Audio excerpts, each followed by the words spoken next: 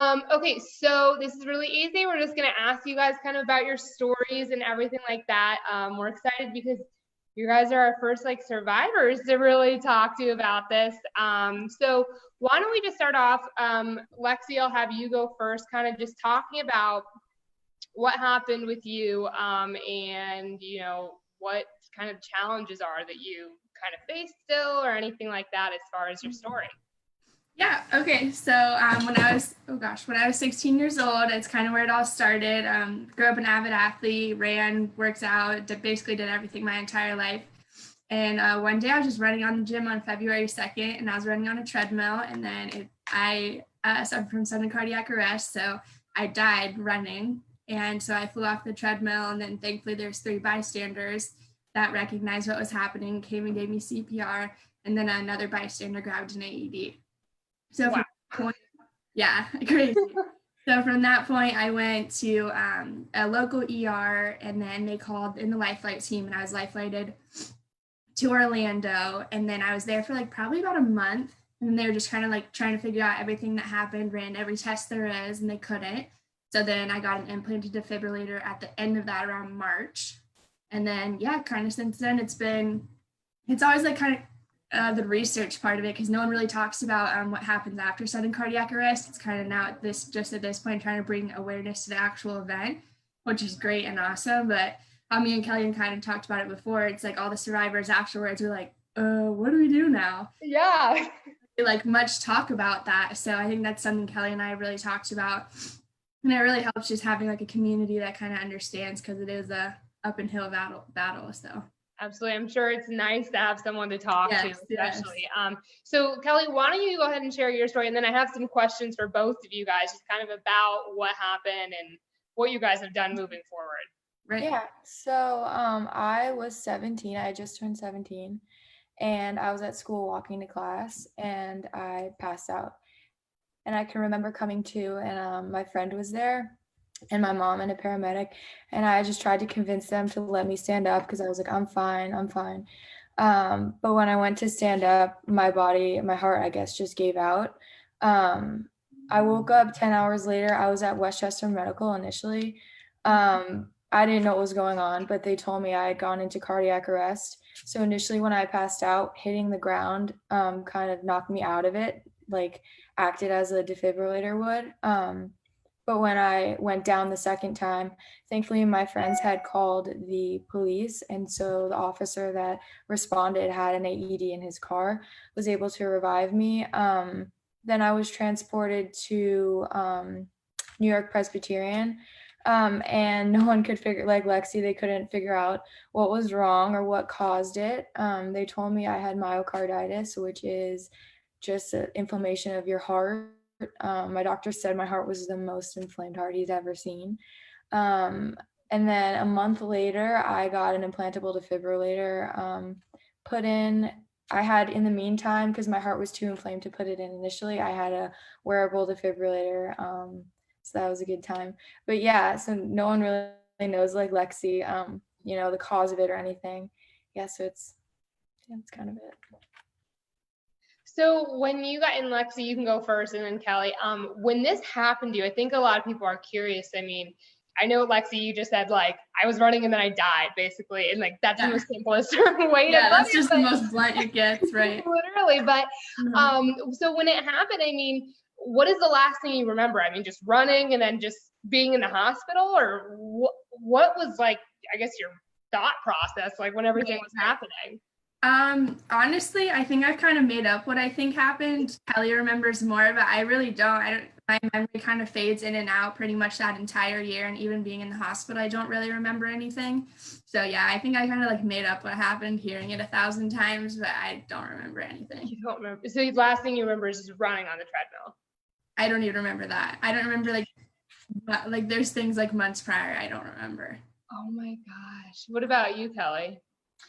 So kind of similar to Lexi. I remember the months prior, but I was at an assembly. We had a Martin Luther King assembly that morning. My friends told me I was there, but I can't remember being there. I do remember passing out. And then the hospital, I feel like I've just kind of blocked out of my memory, but yeah. Wow. So it's like for both of you, I mean, like this was something probably affecting you for a lot longer than Mhm. just at that one moment where I think a lot of people think, you know, because the word sudden, it's like, it's not actually sudden. A lot of it could probably be a buildup. It sounds like that's kind of what happened with you guys. Yeah. I mean, yeah, it could have been. Like I said, I don't really remember. I know, like, for example, like sometimes when you're running or like working out really, really hard and you kind of like see stars and like, you're like, okay, I probably need to like reel it back in. I think I just kept going and was like, oh, like 500 more yards or whatever. Whatever. Yeah. So I think I just like pushed it and that was it. So I don't really know. That could have been, I'm not sure. Wow. And Kelli, were you like also kind of athletic and like sports oriented too, or it was just kind of just something that came out of nowhere? So the day before, I'd actually played a 5-game squash match, and I'm not good at squash at all, but I like usually don't run, but I exerted myself to the fullest, and everyone was thinking, looking back on it, like why didn't I go into sudden cardiac arrest when I was on the court the day before? Like, but the morning of, I did in retrospect have a warning sign, but I never usually eat breakfast, and I woke up feeling really dizzy. But I just assumed it was because my blood sugar was low. So I ate breakfast and I was like, okay, problem solved. But then moments leading up to my cardiac arrest event, I can remember feeling that same dizziness and kind of my eyes kind of got foggy. And then that was kind of the like seconds before it happened. Something that I've talked to you about, there's a family in Parent Heart Watch, and we did like a Zoom call with her mom and her son, or no, it was with the mom and her son, unfortunately passed. And she was like, kind of like, I feel such guilt. Like, is there something that I could have caught? And like, if you would have asked me, like, from what I remember then, like, no way. Like, I didn't feel any different. I didn't feel anything. Like, there was nothing I could have told my mom, like, hey, mom, I'm kind of feeling weird, but I'm going to go to the gym today. And she was like, I feel like he should have told me. And I was like, girl, no, like, I didn't notice anything different. And she was like, you know what, that makes me feel like so much better because I felt like such guilt for so long, like thinking that I could have done something. And looking back to that, like I would have never known anything was different, I don't think. Wow. I mean, it's scary. I mean, this always happens to people who don't know unless they have testing. And it's kind of sounded like with you guys, I mean, even maybe testing, it might have worked, it might not have to pick up what, you know, you guys both have gone through. Scary. So with, so do you guys both have the device now? What is it called? I'm not medically ICD. That's like, ICD. That's kind of what it is. Okay, I see. So you guys both have that now. Yeah.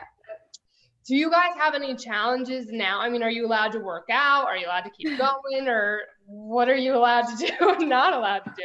I mean, yeah, I don't have any limitations on anything. My doctors kind of just said, like, take it easy, but I mean, I really don't. I do anything I want. So yeah, I can kind of do whatever I want too. They just said no scuba diving or roller coasters, and we can't. Well, I'm not trying to do either of those, but I can't play contact sports. But I've always preferred sitting on the couch, so I'm fine with that. And also, we can't go through security machines at the airport, and we can't have the wand that they do to you. Some people don't understand that when I tell them. Yeah, I had a lady actually chase me around one time. She thought I was lying, or she didn't understand the concept of that. She would break it or make it fire if she did it. So I was running away from the security. But yeah. It's so funny, like my answer and Kelly's answer, because like I never think, I'm like, oh, roller coaster, like tackle football, sure. And then Kelly's like, no, security systems. It's like so funny how differently like our minds work. Yeah. Totally different lives, but you know, and it's funny because Kelli, you're in Connecticut now, right? Yeah, I'm in Connecticut. And you're at Boston College. Okay, and so I mean, you guys are like states apart, but still able to like talk and bond over this. Yeah. It's so cool. That's awesome. So, what I guess now, Lexi, I'll ask you first. You know, what have you done? I mean, obviously, you were just on Channel 6 down in Orlando, but you know, what are you doing now to try to raise awareness about what you have gone through and hope others, I guess, don't have to? Yeah, so it kind of all started, I think, maybe like 6 months after my event. And it kind of just like get thrown into the real world and here we go. So that's kind of something my dad said to me the other day. He's like, I wonder if it helped you, like talking about it all the time. And I'm like, well, yeah, it's like normal to me. So it's kind of always been a thing. But most recently we've been doing a lot more news things because my dad just passed a law. He actually gave me his phone to read off of, but I don't have it. So he's going to, he'll call it, I'm sure. So yeah, we just passed a law and it's all coaches have to bring an AED out for sports, which is amazing because most don't have athletic trainers and they only are at games. So this is really awesome because, practice is sometimes where you're pushing yourself the most. So that's really awesome. So yeah, we got that passed. I'm sure there'll be something else we're doing. But yeah, that was you and your dad are pretty active out there. Yeah, so I was like, get in the car, let's go. I know, just trying to live my normal life, but whatever, I'll be in the spotlight too. Yeah. So yeah, that was the most recent thing. It's really exciting. So that's awesome. I think it's definitely needed. So I mean, you guys are doing great work down there. So Kelli, I was told you're doing a little bit of a jewelry company and kind of doing something also with the money you're making and the revenue. Why don't you talk a little bit about that? So my friend and I, my friend Bridget from college, she's one of my roommates. We started BooKoo Beads, which gives a percentage of our profits to Special Olympics and who we play for, which are two organizations that are special to us. So we'll do that monthly. We just started about 2 weeks ago, so we're kind of finding our footing, but hopefully we can get those orders in and donate a lot of money to those organizations. So awesome. Yeah, that's really cool. So what, I guess, how did you guys get involved with Who We Play For? I'll go ahead and ask, because if people are curious, I mean, how did you get involved with Who We Play For, and what was it about the organization that made you want to get involved, I guess? Okay, awesome. Yeah, you can start. So I think it was, I don't even really remember the time span, but it was a little after my event. And so I was still young and my mom was like, okay, we're going to go to this heart screening. We have a mutual connection through Katie Hardcastle. So I knew she was involved at one point. So I knew, okay, this isn't like totally foreign, like we'll go check it out. So it was a screening at Timber Creek and it was Evan and Zane there. And it was all just kind of like, hey, what's up, dude? Like, but it was really cool and it was really welcoming. I was kind of going into it thinking like, this is going to be really weird. Like, this is really weird people. And then show up and it's like big Evan and Zane. And they're like, hey, like, what's up? And I was like, the most outgoing people on earth. I know. And I was like, okay, I guess this isn't that weird.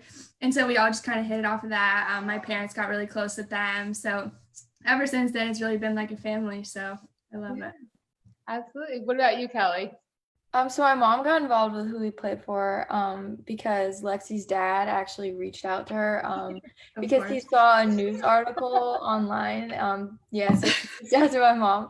Because he has like on a Google alert, like sudden cardiac arrest. So anytime anything comes up, he's like, oh, hey, like. Yeah. Gotta find a passion. Yeah. But yeah, so my mom got involved and about, I want to say like a year and a half ago. But at the point, like when she first got involved, I was at the point in like my healing process that I didn't know like if, helping with the heart screenings, how I would react to that and how having heart screenings at the forefront of my mind would make, like how it would affect my healing process. She didn't like force me to do it or anything. But when she kept telling us like, today we saved a kid, like we found an underlying heart condition, I was like, wow, like what my mom's doing is really cool and she's helping people and Who We Play For is really, really cool. She invited me to one screening and I happened to be home and I was like, you know what, why not? Like kind of screw it. Like I don't care about my healing process. I just want to see what this is all about. And I went and I met Lexi and a bunch of other cool people. And I think that honestly, me going has helped me so much. Meeting Lexi is like, Lexi's one of the few people who know what I'm going through. And like, there's only so many kids who have, ICDs. Like, I'm not trying to talk to a 85-year-old who they don't know what I'm going through. So I think, yeah, I'm really, really grateful for being involved with Who We Play For. I'm so happy I found it. Awesome. So what if you guys could get your message out to the entire world, which maybe you are right now. We're on Facebook, who knows? But if you guys could get, having gone through what you guys have gone through, if you guys could just tell the world, I guess, like one thing after everything you've gone through, what would it be? I think I would say through all the screenings I've done, or I have done, I think I've found 6 that I've personally screened, maybe more, maybe less, but that's including like extended family members of the student athletes, and they're literally all student athletes. One of my friends that I went to high school with, we went to elementary school together. I screened her heart. She has a life-threatening heart condition. So it really just hits home when you look at me and Kelli. We're both young girls that you would never look at and be like, oh, you have metal in your chest because you died when you were a teenager. No one would ever think that. So I think that's just like the total realization is look at me and Kelli if you have nothing else to say. And as a parent, if you can look at us and know something like that can happen to your kid and you can save that with $20, why wouldn't you? And I don't think any parent ever would. Absolutely. What about you, Kelli? I'd say I'd just say get your heart screened. It's so important, and I feel like it's a sad reality that people don't care about it or like recognize how important it is until it impacts them in some way, whether it's a friend or a family member, which is another issue. But I would just say, just get your heart screened. Absolutely. All right. So last question we want to ask everybody. Obviously, our name is Who We Play For. So we like to say that we have a purpose behind everything we do. So for each of you, I mean, who would you say you play for?